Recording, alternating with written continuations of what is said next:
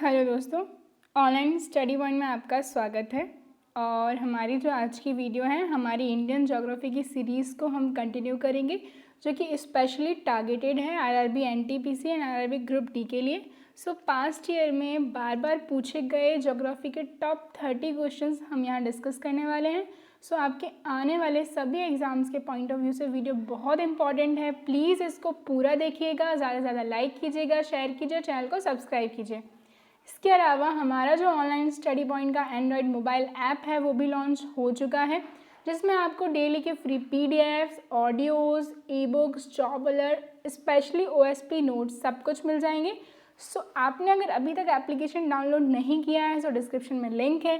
इसके अलावा मैथ्स का जो हैंड रिटन नोट्स का पीडीएफ है सभी गवर्नमेंट एग्जाम के लिए, वो भी आपको सिर्फ और सिर्फ 99 रुपीज़ में अवेल कराया जा रहा है, जो आपको आने वाले एग्जाम में बहुत हेल्प करने वाला है। सो देर मत कीजिए, जल्दी से जाकर इसको परचेस कीजिए। हम देखते हैं पहला क्वेश्चन। पश्चिमी हिमालय में अल्पाइन वनस्पति जो है लगभग 3000 मीटर की हाइट तक मिलते हैं, जबकि जो पूर्वी हिमालय हैं उन पर मिलते हैं 4000। ठीक है, आप इसको 4000 कर लीजिएगा। 4000 मीटर तक की ऊंचाई पर ये मिलते हैं। तो ये जो रीज़न है, ये क्यों है, यहाँ पर 3000 पे मिल रहे हैं, वहाँ पर 4000 पे मिल रहे हैं। तो इसका जो कारण है वो क्या है, जो पूर्वी हिमालय है उसमें पश्चिमी हिमालय की तुलना में जो अधिक मानसूनी वर्षा है वो होती है। जो मानसूनल रेनफॉल है वो ईस्टर्न हिमालयाज़ में ज़्यादा होती है as compare to western Himalayas. ठीक है, सो हिमालयाज़ की अगर हम बात कर लें तो देखिए, हिमालय का एक प्रादेशिक विभाजन है। ठीक है, तो वो भी आपको पता होना चाहिए। उसके बेसिस पर इसको 4 पार्ट्स में डिवाइड किया गया है, जिसमें सबसे पहला है पंजाब हिमालय, दूसरा है कुमाऊं हिमालय, तीसरा है नेपाल हिमालय और चौथा है असम हिमालय। ठीक है, तो ये क्या है, रीजनल क्लासिफिकेशन है, प्रादेशिक विभाजन है। इसके अलावा हम बात करें कि हिमालय की जो समानांतर श्रेणियां हैं उनमें ट्रांस हिमालय है, हिमाद्री या फिर जिसको बृहद हिमालय बोलते हैं। इसके बाद तीसरा जो है हिमाचल श्रेणी जिसको बोलते हैं, और चौथा जो है शिवालिक। ट्रांस हिमालय, हिमाद्री, हिमाचल श्रेणी और शिवालिक। शिवालिक को foot heels of the Himalaya बोला जाता है क्योंकि वो इसका सबसे ज़्यादा सदर्न मोस्ट पार्ट है। तो देखिए, ऐसे आप कंसीडर करेंगे ट्रांस हिमालय, हिमाद्री, फिर हिमाचल हिमालय जिसको बोलते हैं, या फिर इसको लघु हिमालय भी बोलते हैं, और फिर ये हो जाएगा शिवालिक जो सबसे आउटर मोस्ट हो जाएगा। इसके अलावा प्रादेशिक विभाजन देखें तो ये देखेंगे हम क्या, पंजाब हिमालय, फिर आ जाता है कुमाऊं हिमालय, फिर नेपाल हिमालय, फिर असम हिमालय। इस तरीके से इसका डिस्ट्रीब्यूशन किया गया है। हिमालय की हाईएस्ट पीक जो है क्या है, माउंट एवरेस्ट, जो कि वर्ल्ड की भी हाईएस्ट पीक है, और नेपाल हिमालय में ही ये सिचुएटेड है। ठीक है, नेपाल में ये सिचुएटेड है, जिसको नेपाल में सागर माथा भी बोलते हैं, और 8850 मीटर जो है इसकी हाइट है। ओके गाइस, हम बढ़ते हैं आगे। तो मैकमोहन रेखा जो है वो किसके बीच है, मैकमोहन लाइन की यहाँ पर बात हो रही है। तो McMahon line is between the India and the China. ठीक है, मैकमोहन लाइन जो है इंडिया और चाइना के बीच में है। इसके अलावा ये कब हम बात करें, कब ड्रॉ की गई थी, तो इन दी 1914, ईयर भी आप याद रख सकते हैं। इसके बाद हम बात करें कि जो डूरन लाइन है, ठीक है, सबसे पहले डूरन लाइन 1896 में इंडिया और अफ़गानिस्तान के बीच में ड्रॉ की गई थी। ठीक है, बिकॉज जो पाकिस्तान था वो भी पार्ट था इंडिया का, लेकिन जब पाकिस्तान और इंडिया सेपरेट हो गए तो अब ये जो लाइन है Durand line, now it is situated in the between Pakistan and the Afghanistan. ठीक है, इसके बाद जो रेड क्लिफ लाइन है, तो रेड क्लिफ लाइन जो है वो सिचुएटेड है between Pakistan and the India. तो 3 लाइन हमने देख ली है। मैकमोहन लाइन जो कि इंडिया और चाइना के बीच में सिचुएटेड है, 1914 में इसको ड्रॉ किया गया था। फिर डूरन लाइन जो पहले भारत और अफगानिस्तान के बीच में थी जब तक पाकिस्तान अलग नहीं हुआ था, जो कि 1896 में ड्रॉ की गई थी। लेकिन जब पाकिस्तान भारत से अलग हो गया तो अब ये किस किस के बीच में है, अब ये बीच में है अफगानिस्तान और पाकिस्तान के। इसके अलावा जो पाकिस्तान के और इंडिया के बीच में जो लाइन है उसको रेड क्लिफ लाइन बोलते हैं, जो कि सर सीजे रेडक्लिफ के द्वारा निर्धारित की गई थी। ओके, सो हम बढ़ते हैं आगे। निम्न में से कौन सा तारा पृथ्वी के सबसे नज़दीक है, तो इनमें से हमें बताना है कौन सा जो है पृथ्वी के सबसे नज़दीक है। तो आंसर होने वाला है इसका सूर्य यानी कि सन। लगभग 93 मिलियन की दूरी पर जो है सिचुएटेड है और अर्थ के सबसे ज़्यादा पास में हम इसको कंसीडर करते हैं। ठीक है, अब हम थोड़ा सा बात कर लें, जब अर्थ की और सन की बात आई है तो हम बात करेंगे सौर मंडल की, हमारे सोलर सिस्टम की।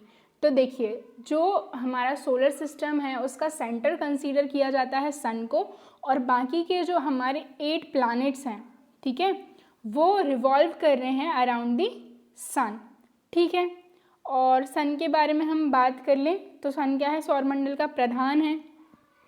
ठीक है, और हम बात करें फिर अर्थ की, तो अर्थ के बारे में तो लगभग सभी को पता है ना। इसके अलावा सौरमंडल में और क्या क्या सिचुएटेड है, मतलब और क्या क्या चीज़ें हैं, तो ग्रह जिनको हम बोलते हैं, फिर इसके बाद हो जाते हैं बौने ग्रह।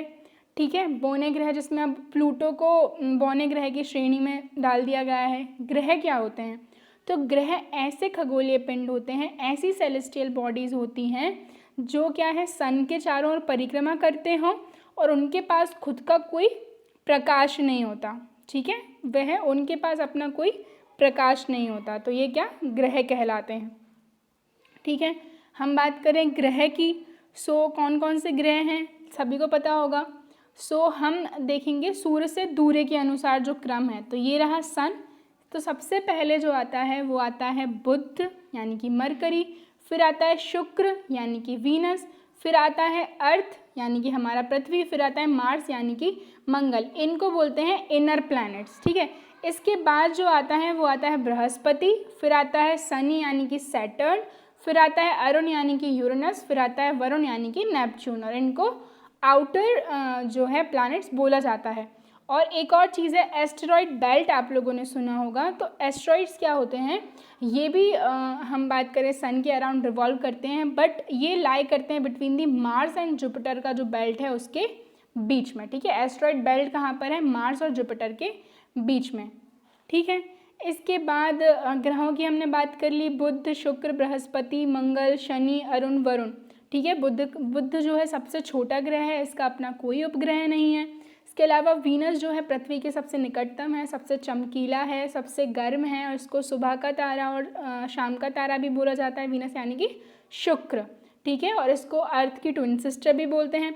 फिर बृहस्पति जो है सौरमंडल का सबसे बड़ा ग्रह है। इसके बाद उसका एक उपग्रह है जो कि गैनीमेड है, जो कि सौरमंडल का सबसे बड़ा उपग्रह भी है। फिर इसके बाद मार्स यानी कि मंगल, जिसको लाल ग्रह बोला जाता है। फिर इसके अलावा शनि यानी कि सैटर्न, जो कि दूसरा सबसे बड़ा ग्रह है।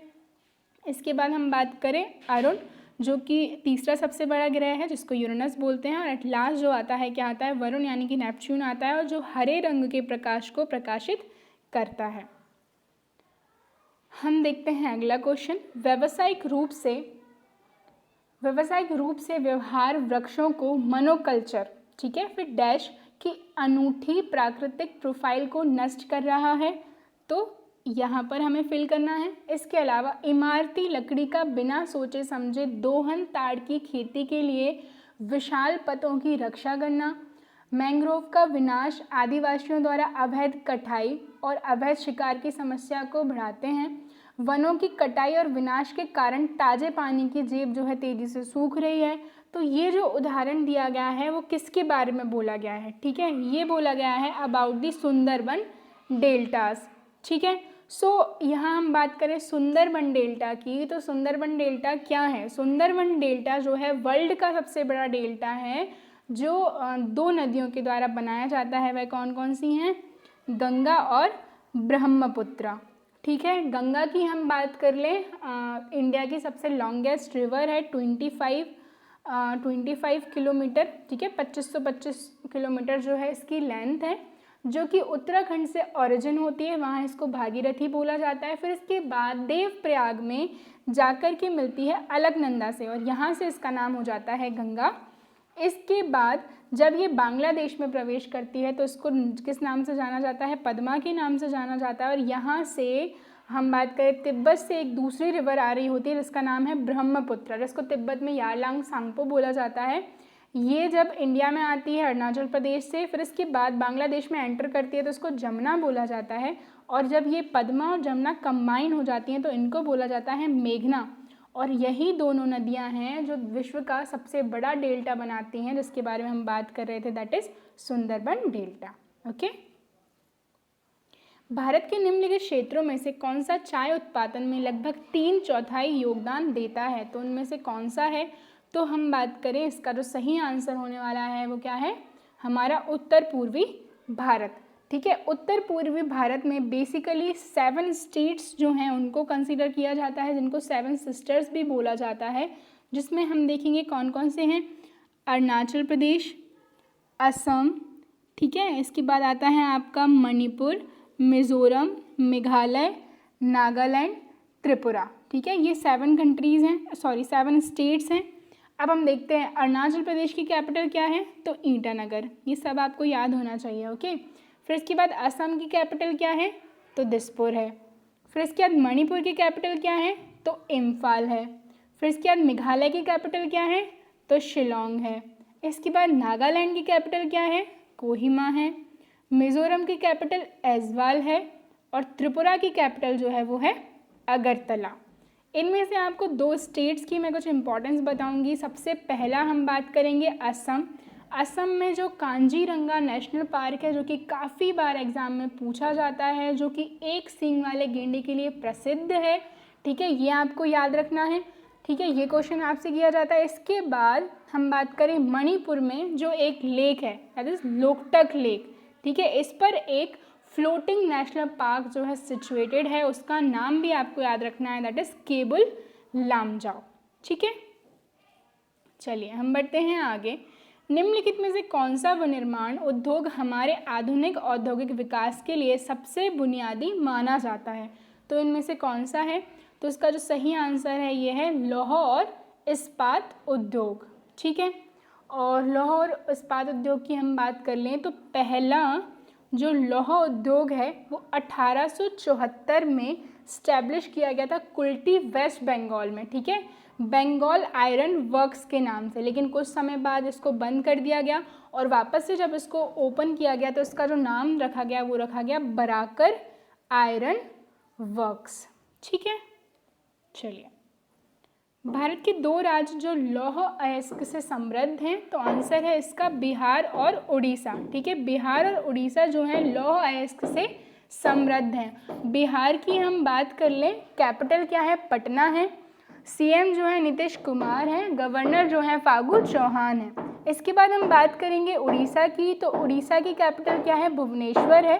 इसके बाद वहाँ के जो सीएम हैं वो नवीन पटनायक हैं और गवर्नर कौन है, mister Ganeshi Lal. So next question हम देख लेते हैं, भारत के किस शहर को भारत का इलेक्ट्रॉनिक शहर कहा जाता है? सो आंसर क्या है इसका, बेंगलोर है।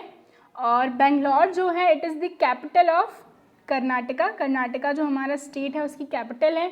और कर्नाटक की हम बात कर लें, गवर्नर है वजुभाई वाला और सीएम जो है बीएस येदियुरप्पा हैं। ओके, दक्षिण भारत की नदियां हैं, तो इनमें से कौन सा स्टेटमेंट है जो दक्षिण भारत की रिवर्स फुलफिल करती हैं? बिजली के लिए उपयुक्त हैं, नहरों के लिए उपयुक्त हैं, पूरे साल भर पानी रहता है और नेविगेशन के लिए उपयुक्त हैं। तो इनमें से करेक्ट ऑप्शन होने वाला है बिजली के लिए उपयुक्त हैं। दक्षिण भारत की इंपॉर्टेंट रिवर्स के नाम आपको पता होना चाहिए, तो गोदावरी, कृष्णा, कावेरी और महानदी। ये जो हैं कुछ साउथ इंडियन इंपॉर्टेंट रिवर्स हैं, जिनमें से गोदावरी आपको याद रखना है, त्र्यंबकेश्वर नासिक महाराष्ट्र से निकलती है और दक्षिण भारत की सबसे लंबी नदी है। ठीक है, 1465 किलोमीटर इसकी लेंथ है। फिर इसके बाद है कृष्णा रिवर जो कि महाबलेश्वर, ये भी महाराष्ट्र में है, वहीं से निकलती है। ये महाराष्ट्र, कर्नाटक, तेलंगाना, आंध्र प्रदेश, इन स्टेट्स में ये फ्लो करती है। इसके बाद है कावेरी रिवर जो कि कर्नाटक में ताल कावेरी से ओरिजिन होती है और कर्नाटक और तमिलनाडु स्टेट्स में ये फ्लो करती है। इसके बाद हम बात करें महानदी रिवर की, सो महानदी रिवर सभी को पता होगा किस लिए फेमस है, it is for the Hirakud बांध। ठीक है, 858 किलोमीटर जो है इस रिवर की लेंथ है और ये जो शहावा माउंटेन्स हैं इन छत्तीसगढ़ में, वहाँ से ओरिजिन होती है। भारत में महाद्वीप जलवायु कहाँ स्थित है? तो भारत में हम बात करें, भारत महाद्वीप की जो जलवायु है वो कहाँ सिचुएटेड है? इन दी हमारा जो वेस्टर्न पोर्शन है, आपने देखा होगा हमारा जो मॉनसून होता है बेसिकली यहाँ से ही शुरू होता है, केरला से आता है। ठीक है, 2001 के जनगणना के अनुसार साक्षरता के संबंध में निम्नलिखित राज्यों के अवरोही क्रम का सही क्रम क्या है। ठीक है, सो हम देख लेते हैं आंसर क्या होगा इसका। तो सबसे पहला जो होगा ऑप्शन में वो क्या है, केरला। सभी को पता होगा 2011 और 1 के अनुसार केरला जो है वो क्या है, सबसे ज़्यादा लिटरेट स्टेट है, यहाँ पर सबसे ज़्यादा लिटरेसी रेट है। इसके बाद जो है वो आएगा ऑप्शन में मिज़ोरम, इसके बाद आएगा गोवा और इसके बाद आएगा नागालैंड। तो 2, 1, 3, 4 जो है हमारा करेक्ट ऑप्शन होगा। केरला की हम बात कर लें, कैपिटल है तिरुवनंतपुरम, मिज़ोरम की कैपिटल है ऐज़वाल, गोवा की कैपिटल है पणजी और नागालैंड की कैपिटल है कोहिमा। निम्नलिखित राज्यों में से कौन सी जोड़ी और उनकी महत्वपूर्ण फसलें सही ढंग से मेल खाती है, मतलब कौन सा करेक्टली मैच है। तो इसका जो आंसर है वो है गुजरात। गुजरात में क्या, मूंगफली। ठीक है, गुजरात की हम बात कर ले तो सीएम कौन है, मिस्टर विजय रूपाणी हैं, कैपिटल गांधीनगर है और गवर्नर आचार्य देवव्रत हैं। निम्नलिखित में से कौन सा स्थान पेपर निर्माण उद्योग के लिए जाना जाता है। तो इनमें से कौन कौन सी जगह हैं जो पेपर निर्माण उद्योग के लिए जाने जाते हैं। तो इसका जो आंसर होगा वो होगा यमुनानगर, शोहाबाद और बल्लापुर। ठीक है, यमुनानगर हरियाणा में सिचुएटेड है। ठीक है, गुवाहाटी आपको पता होगा असम में सिचुएटेड है, बल्लापुर उत्तर प्रदेश में ये सिचुएटेड। और यमुनानगर, शोहाबाद और बल्लापुर जो है मेनली नॉन फॉर दी किस लिए, पेपर निर्माण उद्योग के लिए। तो इसका करेक्ट ऑप्शन क्या हो जाएगा हमारा, सी वाला। गुवाहाटी असम में सिचुएटेड है, पहले जो थी कैपिटल थी। सो नेक्स्ट क्वेश्चन देखते हैं। नीचे दिए गए 2 कथन हैं जिसमें से ए और आर हमें दिया गया है। ए क्या बोल रहा है, भूमध्य रेखा के पास के क्षेत्रों में वर्ष भर वर्षा होती है। जी हाँ, बिल्कुल होती है। और उच्च तापमान और उच्च आर्द्रता भूमध्य रेखा के पास अधिकांश दोपहर में संवहन वर्षा का कारण बनती है। दोनों ही सही हैं और आर ए का एकदम सही एक्सप्लेनेशन है, सही व्याख्या है। देखिए मैं आपको बताती हूँ, ये है हमारी अर्थ और अर्थ को 2 पार्ट में डिवाइड करती है भूमध्य रेखा, जिसको विषुवत रेखा भी बोलते हैं। यहाँ पर जो सन की जो रेज हैं हमेशा 90 डिग्री से फॉल इनटू करती है, तो टेम्परेचर जो है यहाँ का हमेशा ज़्यादा बना रहता है, जिसकी वजह से यहाँ पर वर्ष भर जो है बारिश होती है। ठीक है, तापमान क्या है इसका, यहाँ का उच्च तापमान होता है। ये बात हो गई भूमध्य रेखा की। इसके ऊपर हम बात करें क्या है, कर्क रेखा है, नीचे क्या है तो मकर रेखा है। ठीक है, जो कि 23 डिग्री नॉर्थ और 23 डिग्री साउथ पर सिचुएटेड है। निम्नलिखित नदियों में से कौन सी नदी 2 धाराओं में मिलती है और कुल मील आगे चलकर श्रीरंगपट्टनम, शिव समुद्रम और श्रीरंग द्वीप बनाती है। तो इसका जो सही आंसर है कावेरी रिवर है। और कावेरी रिवर को अभी जस्ट हमने डिस्कस किया था, कहाँ से निकलती है, ताल कावेरी कर्नाटक से ये निकलती है और कर्नाटक और तमिलनाडु में ये फ्लो करती है। निम्नलिखित में से कौन सी वस्तु डैश मध्य पूर्व में शुष्क और अर्ध शुष्क देशों द्वारा भारत को निर्यात की जाती है। तो आंसर है इसका फल और ताड़ का तेल। ठीक है, निम्नलिखित में से कौन सा जोड़ा जो है सही रूप से मेल खाता है। तो इसका जो करेक्ट ऑप्शन है वो क्या है, सुंदरी वन, जो कि कहाँ, पश्चिम बंगाल में। पता होगा आपको जो सुंदरबन डेल्टा है वहाँ पर सबसे ज़्यादा सुंदरी वन पाए जाते हैं, इसलिए वहाँ का नाम क्या रख दिया गया है, मतलब इसलिए ही वहाँ का नाम सुंदरवन पड़ा है। ठीक है, सो ये हमारा यहाँ पर सिचुएटेड है वेस्ट बंगाल।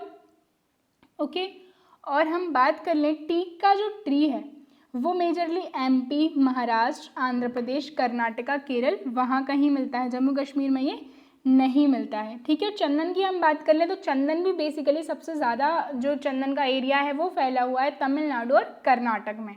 ठीक है, नवीनतम जनगणना 2011 के अनुसार भारत में जो लिंग अनुपात है वो क्या हो रहा है, तो ये बढ़ रहा है। दक्षिण भारत में कुओं की संख्या बहुत कम है क्योंकि, तो हम बात करें दक्षिण भारत की जो मिट्टी की पतली परतें हैं उनके नीचे कठोर चट्टान के कारण खुदाई करना बहुत मुश्किल हो जाता है, इसलिए वहाँ पर कुओं की संख्या जो है वो क्या है, बहुत कम है। गर्मियों के मानसून के दौरान हिमालय पर बारिश होती है।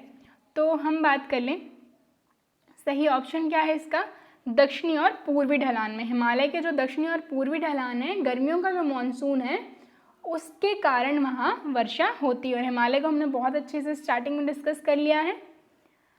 चलिए अगला वापस से सेम क्वेश्चन आ गया है स्टेटमेंट वाला। तो देखिए ए और आर हम दोनों रीड करेंगे।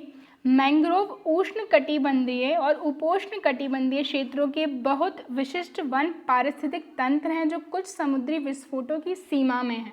ठीक है, वे तटरेखा को स्थित करते हैं और समुद्र द्वारा अतिक्रमण के खिलाफ काम करते हैं। तो दोनों में से क्या सही है क्या सही नहीं है?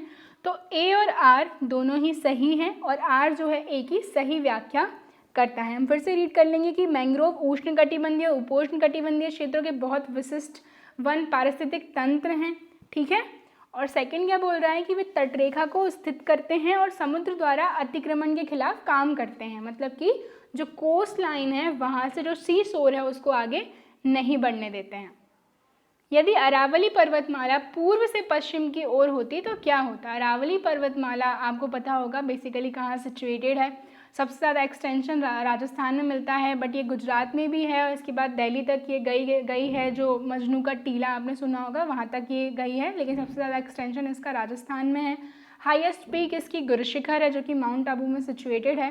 तो हम बात करें कि अगर ये पूर्व से पश्चिम की ओर जाती तो क्या होता कि जो राजस्थान, पश्चिमी राजस्थान का जो एरिया है वो कभी भी रेगिस्तान नहीं होता, क्योंकि वहाँ पर क्या हो जाती? बारिश हो जाती। अरावली के कारण ही वहाँ पर बारिश नहीं होती है। कोलकाता की तुलना में मथुरा की जो तापमान सीमा है वो क्या है? बहुत ज़्यादा है। तो मथुरा हम बात करें सिचुएटेड है यूपी में और कोलकाता सिचुएटेड है वेस्ट बंगाल में। तो मथुरा का तापमान जो है यहाँ से ज़्यादा है। आइसोबार सभी ने पढ़े होंगे। मथुरा की हम बात कर लें तो उत्तर प्रदेश में सिचुएटेड है। वहाँ के सीएम हैं योगी आदित्यनाथ, गवर्नर हैं आनंदीबेन पटेल। और कोलकाता की अगर हम बात कर लें तो कहाँ है? वेस्ट बंगाल में है और सीएम कौन है? तो ममता बनर्जी हैं। मुंबई में बारिश होती है, तो मुंबई में अधिकतर बारिश जो होती है वह कब होती है? ज़्यादातर गर्मियों में। और मुंबई कहाँ सिचुएटेड है? तो महाराष्ट्र की कैपिटल है। सीएम उद्धव ठाकरे हैं और गवर्नर कौन है? भगत सिंह कोश्यारी हैं। सौर ऊर्जा को किस राज्य में व्यवहारिक उपयोग में लाया गया है? तो आंसर है इसका राजस्थान। ठीक है, यहाँ देख सकते हैं मैप में राजस्थान, कैपिटल है जयपुर। कलराज मिश्र जो हैं यहाँ के गवर्नर हैं और अशोक गहलोत यहाँ के सीएम हैं। ठीक है, और हमारे एरिया वाइज इंडिया का सबसे बड़ा स्टेट भी राजस्थान ही है। डैश के कम होने के कारण बादल वातावरण में तैरते हैं, तो इनकी जो घनत्व यानी कि डेंसिटी होती है वो कम होती है, इस वजह से ये क्या करते हैं? हमारे वातावरण में तैरते हैं। निम्नलिखित में से कौन सी पर्वत श्रृंखला भारत में केवल एक राज्य में फैली हुई है? तो करेक्ट ऑप्शन जो है वो है अजंता। ठीक है, औरंगाबाद महाराष्ट्र में ये आपको मिल जाती है। और अजंता की जो गुफाएं हैं वो यूनेस्को के द्वारा वर्ल्ड हेरिटेज साइट में भी इंक्लूड की गई हैं। यहाँ पर 30 चट्टानों से काटकर जो बौद्ध स्मारक है वो बनाई गई हैं। और यूनेस्को की हम बात कर लें तो United Nation Educational Scientific and Cultural Organisation जो है इसका फुल फॉर्म है। हेडक्वार्टर इसका पेरिस में सिचुएटेड है। निम्नलिखित कथनों पर विचार करें। शिमला हिमाचल प्रदेश की राजधानी है। जी हाँ, बिल्कुल सही। गैंगटॉक सिक्किम राज्य की राजधानी है।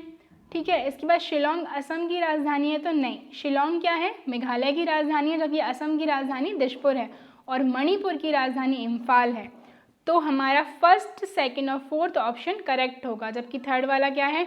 रॉन्ग है, क्योंकि शिलोंग जो है कैपिटल है मेघालय की और असम की कैपिटल है दिसपुर। मैंगो वर्षा मुख्य रूप से कहाँ होती है? तो मैंगो शावर जो सुना होगा केरल और कर्नाटका में मेजरली ये होता है। ठीक है, और ये होता क्या है? तो प्री मानसून रेनफॉल होती है। ठीक है, क्या होती है? ये एक प्री मानसून रेनफॉल होती है।